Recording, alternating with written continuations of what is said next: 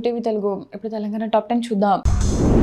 వేల్పూర్ మండల కేంద్రంలోని గీతా కార్మిక సహకార సంఘం ఆధ్వర్యంలో ఆషాఢ మాస ఎల్లమ్మ బోనాలను రామాలయం నుండి ఎల్లమ్మ ఆలయం వరకు మహిళలు మంగళహారతులు, డప్పులు, డీజే సౌండ్, ఆటపాటలతో బోనాలతో ఘనంగా నిర్వహించారు. ఈ కార్యక్రమంలో గీతా కార్మిక సహకార సంఘం సభ్యులు, మహిళలు అధిక సంఖ్యలో పాల్గొన్నారు. రాష్ట్రంలో అసలైన క్రిమినల్ వేస్ట్ ఎవరంటే అది మన ముఖ్యమంత్రి. తన దగ్గర ఉన్న శాఖలను కూడా సరిగ్గా నిర్వహించలేని చేతకానితనంతో ముఖ్యమంత్రి గారు కాలయాపన చేస్తున్నారు. నిరుద్యోగులకు జాబ్ క్యాలెండర్ లేదు, నిరుద్యోగ భృతి లేదు, విద్యార్థులకు స్కాలర్షిప్లు, ఫీజు రీయింబర్స్మెంట్ ఇచ్చే ఉద్దేశమే లేదు, కానీ ఉచితంగా ఎలక్ట్రిక్ స్కూటీలు ఇస్తామని మభ్యపెడుతున్నారు. ఇలాంటి ముఖ్యమంత్రిని చూస్తే సిగ్గేస్తుంది. రేపు విద్యార్థులు కనుక రోడ్డుకి తిరగబడితే ప్రభుత్వానికి పుట్టగతులు ఉండవని సిర్పూర్ శాసనసభ సభ్యులు డాక్టర్ హరీష్ పాల్వై ఆగ్రహం వ్యక్తం చేశారు. హైదరాబాద్లో భారీ వర్షం కురుస్తోంది. కొంత తగ్గుముఖం పట్టిన వాన రాత్రి మళ్లీ మొదలైంది. మెహదీపట్నం, శేర్లింగంపల్లి, సికింద్రాబాద్, బాలానగర్, కుకట్పల్లి, పంజాగుట్ట, యూసఫ్గూడ, బంజారా హిల్స్, జూబ్లీ హిల్స్, హైటెక్ సిటీ వంటి ప్రధాన ప్రాంతాల్లో వర్షం దంచుకొడుతోంది. కుండపోత వర్షం కారణంగా ప్రధాన రహదారులన్నీ జలమయమై తీవ్ర ట్రాఫిక్ జామ్ ఏర్పడింది. దీంతో వాహనదారులు, ప్రయాణికులు తీవ్ర ఇబ్బందులు ఎదుర్కొంటున్నారు. బాల్కొండ మండలం కిసాన్ నగర్లోని లయన్స్ భవనంలో బాల్కొండ లయన్స్ క్లబ్ ఆధ్వర్యంలో ఉచిత కంటి వైద్య శిబిరం జరిగింది. ఆర్మూర్ లయన్స్ కంటి ఆసుపత్రి వైద్యాధికారి డాక్టర్ పుణ్యరాజు 15 మందికి కంటి పరీక్షలు నిర్వహించారు. వారిలో మోతీ బిందు ఉన్న వారిని గుర్తించి శస్త్రచికిత్సల కోసం ఆర్మూర్ లయన్స్ కంటి ఆసుపత్రికి తరలించారు. లయన్స్ క్లబ్ జిల్లా చైర్మన్, బాల్కొండ లయన్స్ క్లబ్ అధ్యక్షుడు యాదగిరి గౌడ్ తదితరులు పాల్గొన్నారు. ముఖ్యమంత్రి రేవంత్ రెడ్డి ఇంజనీరింగ్ విద్యార్థులపై చేసిన అవమానకర వ్యాఖ్యలను ఖండిస్తూ బీఆర్ఎస్ ఓయూ నాయకుడు నాగేందర్ ఆధ్వర్యంలో నిరసన కార్యక్రమం నిర్వహించారు. ఉద్యోగ అప్లికేషన్ కూడా నింపలేరు అంటూ ఇంజనీరింగ్ విద్యార్థులను అవమానించడం సరికాదని విద్యార్థులు ఆగ్రహం వ్యక్తం చేశారు. తెలంగాణ అభివృద్ధిలో ప్రాజెక్టులు, రహదారులు, వంతెనలు, సాగునీటి పథకాలు, టెక్నాలజీ రంగాల్లో ఇంజనీర్ల పాత్ర ఎంతో కీలకం. ఇంజనీర్లను అవమానించడం కాదు, వారి ప్రతిభను గుర్తించి ఉద్యోగాల అవకాశాలు కల్పించాలి. విద్యార్థుల ఆత్మగౌరవం కోసం బీఆర్ఎస్ పోరాటం కొనసాగుతోంది.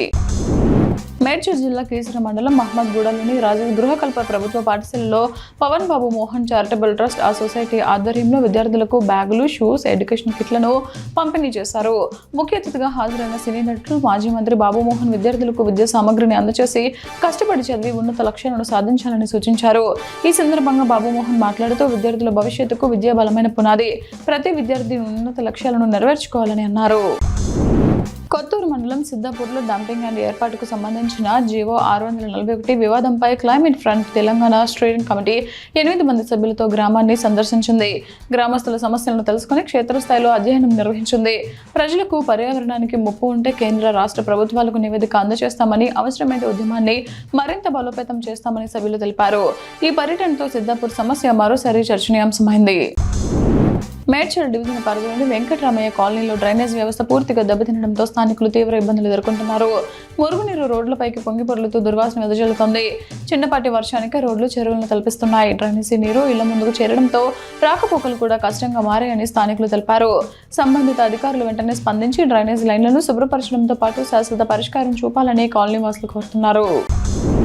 తెలంగాణ ఉద్యమ అమరవీరుడు యాదిరెడ్డి కుటుంబానికి నిరంతరం అండగా నిలుస్తున్న బీఆర్ఎస్ వర్కింగ్ ప్రెసిడెంట్ కేటీఆర్ ఇటీవల అమరవీరుడు యాదిరెడ్డి తమ్ముడు కుమార్తె భవిష్యకు విజయవంతంగా మైనర్ శస్త్రచికిత్స పూర్తి కావడంతో కోలుకున్న చిన్నారి భవిష్యతో పాటు ఆమె కుటుంబ సభ్యులు నందీనగర్ నివాసంలో కేటీఆర్ను మర్యాదపూర్వకంగా కలిసి కృతజ్ఞతలు తెలిపారు. చిన్నారి భవిష్యతో కేటీఆర్ ఆప్యాయంగా ముచ్చటిస్తూ ఆమె ఆరోగ్య పరిస్థితిని అడిగి తెలుసుకున్నారు. హైడ్రాపై బీజేపీ ఎంపీ ఈటల రాజేందర్ మరోసారి తీవ్రస్థాయిలో విమర్శలు గుప్పించారు. హైడ్రా అనేది పేదల ఇళ్లను కూలగొట్టి ప్రజలను భయభ్రాంతులకు గురిచేసే ఒక వేధింపుల సంస్థగా మారిందని ఆయన మండిపడ్డారు. ప్రభుత్వానికి అధికారులను నియమించే విచక్షణ అధికారం ఉండవచ్చు, కానీ పేదల ఇళ్లను నిర్దాక్షిణ్యంగా కూల్చివేసే అధికారం మాత్రం లేదని స్పష్టం చేశారు. ముఖ్యమంత్రి రేవంత్ రెడ్డి హిట్లర్లను ఆదర్శంగా తీసుకుని హైడ్రాను స్థాపించారని ఈటల అన్నారు.